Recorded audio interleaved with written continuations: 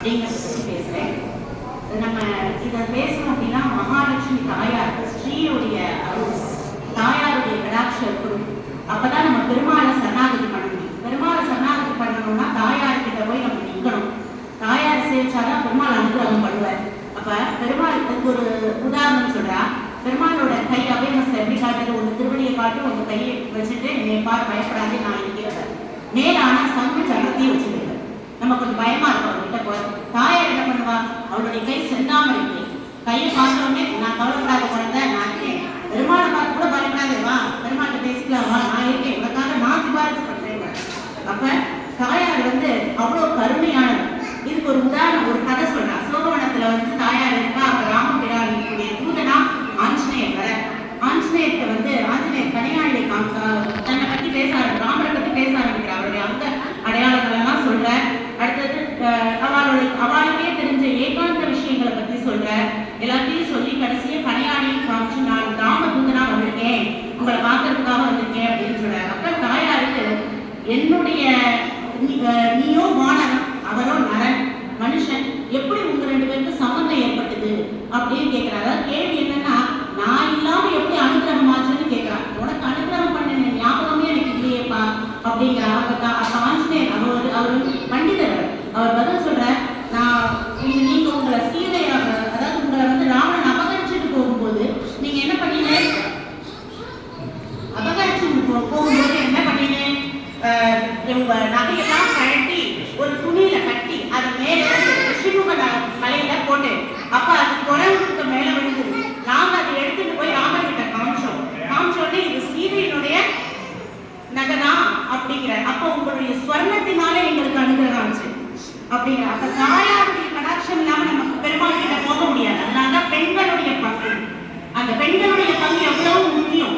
நம்ம ஆறு கைதறி பண்ற ஆட்காரத்துக்கு அதனால எங்க மாமா சொன்னார், காப்பி போட்டு கொடுக்கறது, அவருக்கு பணிவிட செய்யறது, அப்பதான் நமக்கு ஒரு சந்தோஷம். அதுதான் நம்மளுடைய ஆத்ம சந்தோஷம். பதி சேவையே பரமானந்தம். பதி சேவையே பரமானந்தம். அவருக்கு பண்ணக்கூடிய கைங்கரியம் நம்ம வாழ்க்கையில பெருமாளுக்கு கைங்கரியம் பண்ணிட்டு வரா. கோயில போய் பெருமாள் கைங்கரியம் பண்ணிட்டு வரா. அப்படிப்பட்டவர்களுக்கு நாம கைங்கரியம் பண்றோம். அதை விட சிறப்பு வேற எதுவுமே பெண்களுக்கு கிடையாது.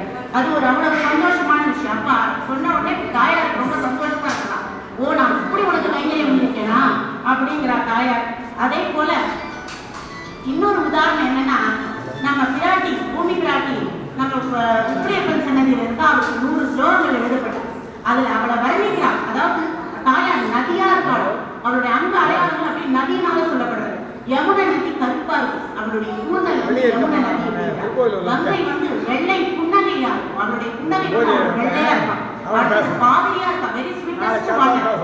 நான் இந்த காவிரி ஜலம் குடிச்சோம், நம்ம எல்லாம் தெரியும் காவிரி எவ்வளவு ஸ்வீட்டஸ்ட் வாட்டர். அது அவளுடைய பேச்சா இருக்கும். ஆகாச கங்கை கண்ணுக்கே தெரியாது, சூட்சமமா இருக்கும்.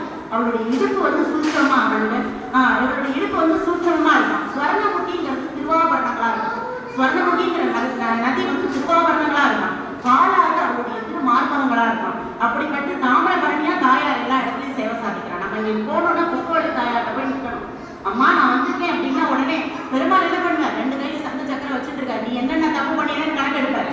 நீ என்னென்ன பண்ணின? ஓ, இதெல்லாம் நீ பண்ணிருக்கியா, வா ஒரு பனிஷ்மெண்ட் கொடுக்குறேங்க. தாயார் பக்கத்துல இருந்து அப்படிலாம் பண்ணாதீங்க, நான் நதி மாதிரி இருக்கேன், உங்களை தண்ணி ஊற்றி அணைச்சிடுறேங்க. அணைச்சிட்டா தாயார். இப்படியும் அணைக்கிற, ஆலிங்கனம் பண்ணி அணைக்கிறா. பெருமாள் யாருக்காக? நமக்காக, பக்தாளுக்காக. குழந்தை வந்திருக்கான், நம்மளை தேடி அனுகிரகம் பண்ணி நம்ம போனா போயிட்டு வருது. அதுல ஒரு தப்பு பண்ணாலும் பண்ணிச்சுக்கலாம், அனுகிரகம் பண்ணுவாங்க. அப்படி தாயார் அனுகிரகம் பண்ணா. அப்படி பெருமாள் பெண்களுக்கு தாயார் அவர் ஒரு முக்கியத்துவம் கொடுத்துக்கா. வாழ்ந்து காட்டினா, சீதையெல்லாம் வாழ்ந்து காட்டினா. அவளுக்குலாம் கஷ்டமான 10 வருஷம் சீதை பிராட்டி அசோக வனத்துல தனியா இருந்தா.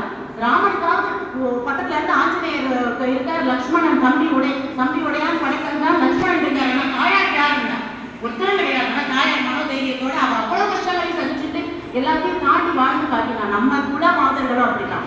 நம்மளுடைய குல மாதர்கள் ஒவ்வொருத்தரும் கைகாலத்துல லௌகிக வாழ்க்கையில இருக்கிற கல்யாணம் பண்ணினாலும் சரி, இல்ல ஒரு ஆச்சாரிய அச்சகால பெருமாளுக்கு கைவினை பண்ணினவாளை கல்யாணம் பண்ணியிருந்தாலும் அவளுக்கு ஒரு கிரெடிட் என்ன அப்படின்னா, ஆட்காருக்கு சேவை பண்றது. பதி சேவையே பரமானது. அவருக்கு செய்ய வேண்டிய பணிவிடைகளை செய்யறதுதான் நமக்கு ஒரு அதுக்கு அடுத்து அந்த ஆடி மாசமா இருக்கிறதுனால ஆண்டாளை பற்றி சொல்லாம இருக்காங்க. பிராட்டி எடுத்துக்காக அவதாரம் பண்ணினா குழந்தைய சீக்கிரமா சரணாகதி ஆகணும் பெருமாள்கிட்ட அப்படின்றத சொல்றதுக்காகவே வந்தான். அவ பூமாலை சூடி பாமாலையும் பாடினான்.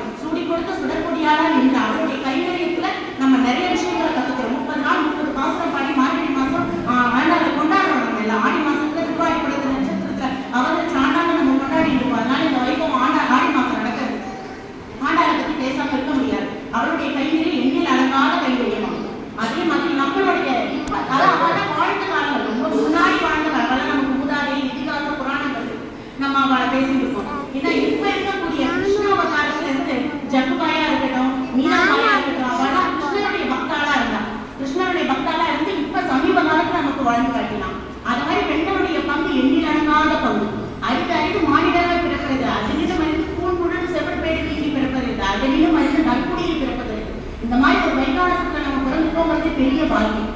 வைகான சாலை இருக்கிறது பெரிய பாக்கியம். அதுல வந்து நம்ம மனசுக்கு வந்து நம்ம தாய் தந்தையெல்லாம் நம்ம வளர்த்தா ஆராய்ச்சிலாம் அதெல்லாம் அந்த காலம். இப்ப இருக்கக்கூடிய சவால் நிறைந்த ஒரு காலத்துல இருக்கும். நம்ம குழந்தைய வளர்க்கறதுக்கு ஒரு மிகப்பெரிய சவால். ஏன் ஊடகங்கள் பெருகி போச்சு, எல்லாமே பெருகி போயிடுது. இப்ப குழந்தைய கண்ட்ரோல்ல வச்சுக்கிறதே பெரிய விஷயமா இருக்கு. இதை நம்ம குழந்தைய கையிலிருக்கும் நம்ம கொண்டு வரணும்.